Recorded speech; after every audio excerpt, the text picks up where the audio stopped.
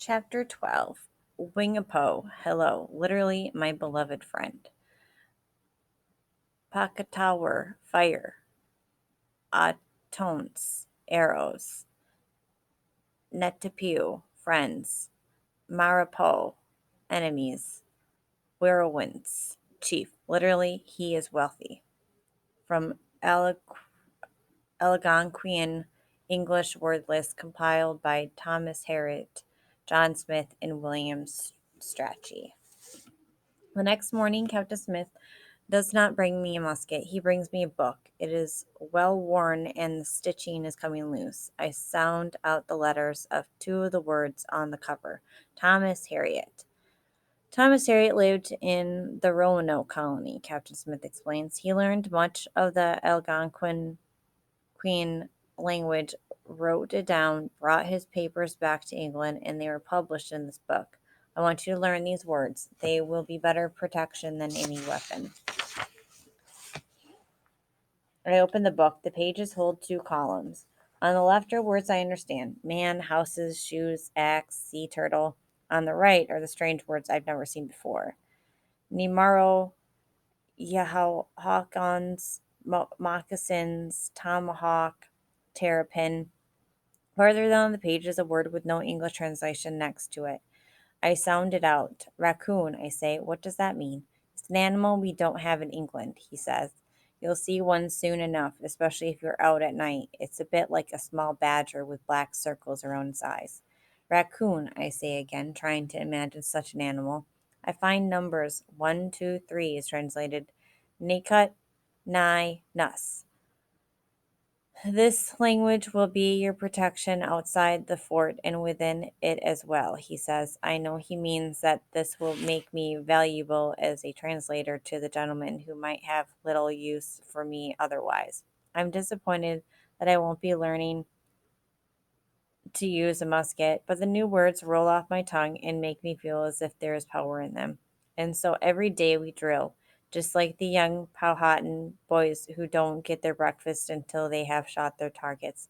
I do not get my breakfast until I have done a bit of sword fighting and learned at least two new words in Algonquin. In June, Captain Smith's name is finally cleared and he is sworn in on the council. Maybe it's because he has been too busy lately to insult the gentleman every single day, or because Reverend Hunt has interceded for him yet again, or simply because the council members see that they need his good sense and important skills. At last, Captain Smith has been given the position that the Virginian Company assigned to him. On June 22nd, Captain Newport and the rest of the mariners set sail for England. They carry loads of clapboard and sassafras root and barrels of shiny rocks that we hope contain gold. They sail away in the Susan Constant and the Godspeed and leave the Discovery on the shallop for us to use for travel here in Virginia. Captain Newport also takes all of the food stores except 14 weeks worth of wheat and barley for the 100 or so of us colonists. He says he will return with fresh stores by October. It begins a few days after Captain Newport leaves. First one man, then another, then five more, then a dozen, all groaning and feverish with swollen faces and bloody diarrhea. Never have I heard such sounds of misery. The moaning and whimpering, the begging to be released from their bodies,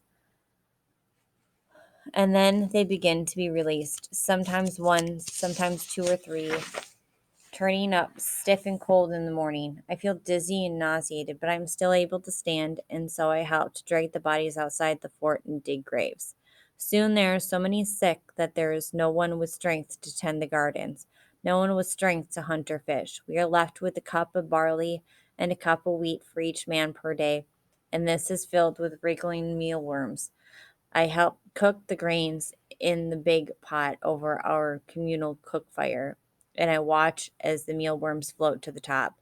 As we grow hungrier more and more, men become ill. Those who still have the energy to argue have theories about what is causing the sickness. It's a curse. The savages have cursed us, one man says. No, you're wrong. It's the filthy river water, says another. It's salty at high tide and slimy at low tide, and it's all we've got to drink. You're both wrong. A starvation, pure and simple, comes another explanation. There's more worms than grain in our meal. No, no, no, it's the wet and chill that's killing us. The rain comes right into my tent, and I sleep shivering every night. Sleep? Who gets to sleep? I'm on watch every third night. A man can't stay healthy when he gets no rest. You're all wrong, says another. It's ratsbane. There's a Spanish spy among us, and he is poisoning us all. I know arsenic poisoning when I see it. But soon, even those who think they have an explanation are too sick for discussions. Captain Smith falls ill, then Captain Gosnold and Master Percy, then Richard, too, and Reverend Hunt. Some days I cannot stand. I lie in my bed, groaning from the pain in my belly. Whether it is from hunger, poison, or sickness, all I know is that I am miserable. On the days when I can move, I bring fruit and water to Captain Smith, Reverend Hunt, and Richard. They are all sicker than I. Richard just looks at me when I bring him the salty water and wormy grain. I wonder if he thinks I'm bringing him such bad fare out of spite and not because it's all we have. His eyes are glassy with a faraway look. I think he will likely die even before the two of us have had a chance to put the past behind us and become friends. Henry is still up and around, doing his chores for President Wingfield, but Abram is ill. President Wingfield himself is in the finest of health. I hear Henry and Abram whispering one night when they think I'm asleep. I stole an egg for you. You'll have to eat it raw, says Henry. I hear the cracking of eggshell and loud slurping. I'll get you some wine tomorrow. Meat, too. I told him if he doesn't share the stores with you and me, he'll be doing his own laundry and mending soon. I suck in my breath. They've got eggs. We ate all our week chickens weeks ago and shared the last eggs all around. At least we thought those were the last eggs. What's that? Henry's voice startles me. You're awake, then, you scum? Suddenly his thick hand is at my throat and his dark form looms over me. You heard nothing. Do you understand me? He hisses. We are very close to the other tents, so he speaks softly, but with cold meanness. Nothing. I try to nod, but his hand clamps harder on my throat. I can't breathe. Swear it, he demands. Swear in God's name you will tell no one what you heard. I swear it, I croak. He gives my throat one last shake, then releases me. Speak of it, and you will die, he says. I have no doubt he means it. He is protecting his master. Without his master, Henry may be of no use to anyone. He might not even be worth his share of the dwindling rations. He is protecting himself. I lie in the dark, listening to Richard's ragged breathing. Will he die with his last memory of me being of something mean I said or did to him? And what if Captain Smith and Reverend Hunt? Will they die and leave me with no one to be my ally against the anger and whims of the gentleman or of Henry? The next morning, two more corpses are dragged out of the tents. I'm barely able to stand, but I will help to dig the graves. In my head, I count up how many of us there are left and realize we have buried half our men. The savages might as well come finish us off now, I hear a man say, and we'll disappear just like the Roanoke colony did. And all the while, Master Wingfield eats his meat and drinks his wine. John Layden brings two shovels, one for me and one for him. We don't go far for the fort to dig the graves. Two soldiers come with us as guards. As we dig, we look wearily around, hoping there are no Indians to shoot at us. Today, if we had more strength and more courage, we could go into the forest to hunt and bring back fresh meat. But too many men have gone to hunt and have staggered back into the fort with arrows in their bellies, only to die in agony a few days later. And now I know there is meat and eggs within the walls of our fort. Captain Smith is looking a little better today. He is up on his own, and so I will not need to bring him breakfast. I bring a bowl of wormy grains to Reverend Hunt in his tent. He is pale and lean, his cheeks sunken in. When I hand him the bowl, he fumbles with it and nearly drops it. Can you live much longer on this foul food and salty water? Reverend Hunt, I have a question, I say. He nods. He is ready to listen. If I have sworn not to do something, sworn in God's name, must I keep my word? He frowns. Who has made you swear something in God's name? He demands. I hang my head. I cannot tell this, or Henry will clamp his hand around my throat until there is no breath left in me. Hunt's hand shakes as he lifts a spoonful of gruel to his mouth. He chews, thinking, then speaks.